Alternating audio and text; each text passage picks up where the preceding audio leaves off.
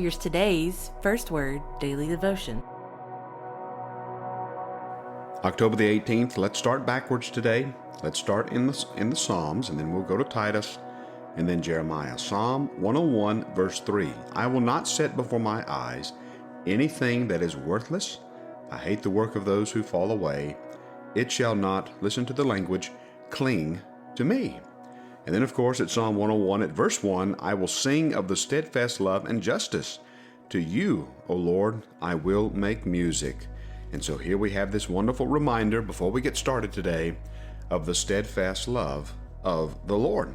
And Titus, of course, Paul tells young Titus as he is ministering in his church that he is to avoid foolish controversies, genealogies, dissensions, quarrels about the law, for they are unprofitable and worthless. And so here we have this reminder to make the main thing the main thing. Now let's turn over to Jeremiah. The reason I wanted to start in Psalms was because Psalm 101 tells us this story of steadfast love, and there's this language of not clinging to those things that are worthless.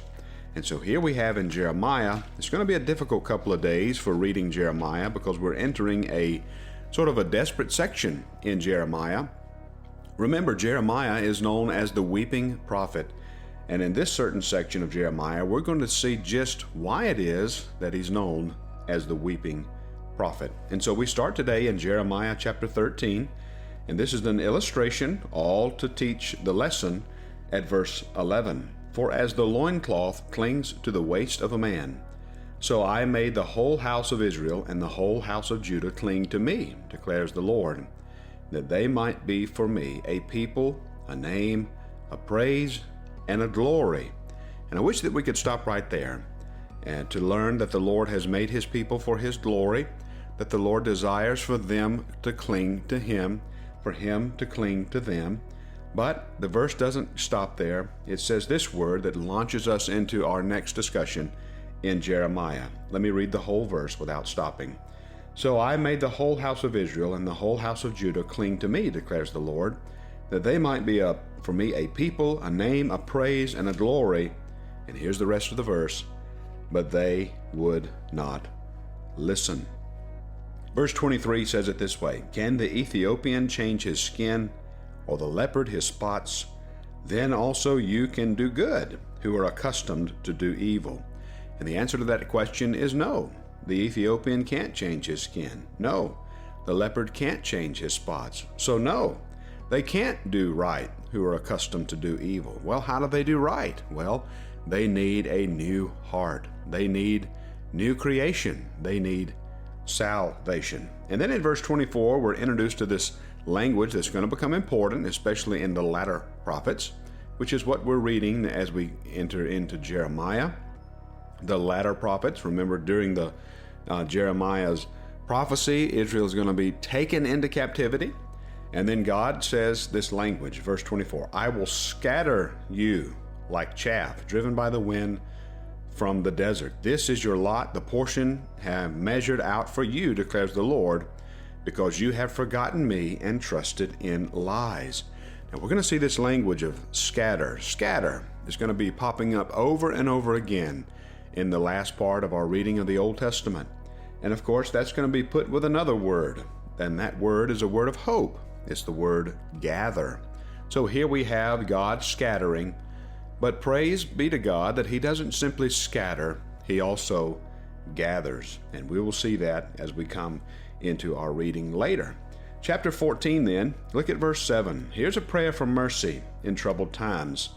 And this prayer is going to be answered in a way that we may not expect. Look at this prayer, verse 7. Though our iniquities testify against us, act, O Lord, for your name's sake. For our backsliding are many. We have sinned against you. O you, hope of Israel, its Savior in time of trouble.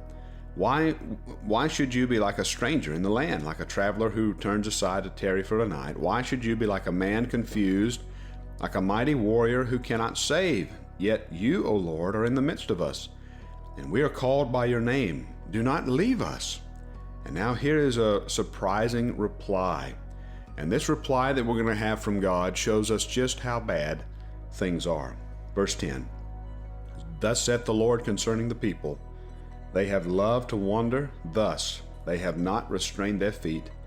Therefore the Lord does not accept them. Now he will remember their iniquity and punish their sins. And in verse 11, the Lord said to me, don't pray for the welfare of this people. And there again is a reminder of Jeremiah's call.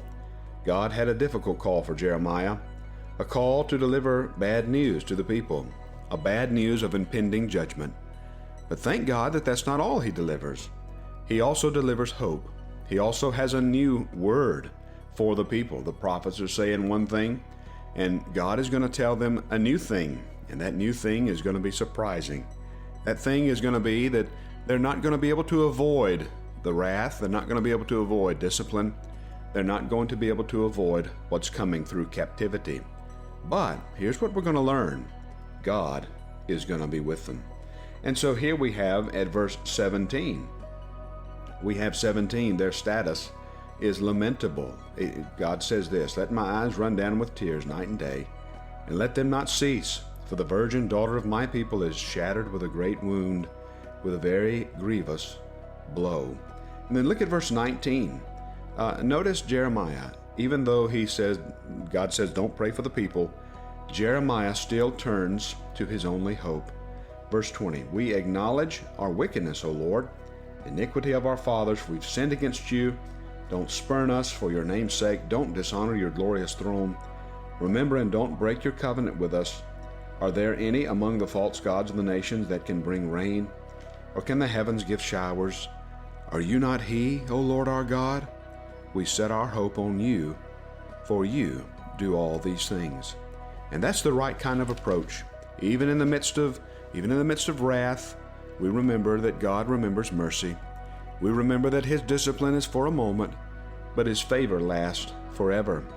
And so today, may we learn this persistence of Jeremiah, this persistence of trusting in the Lord, turning to him with a whole heart. Now, we'll come back tomorrow, and we'll see a message continue in Jeremiah. But even though we're entering this section of weeping, remember this, weeping is for the night, but joy is coming in the morning.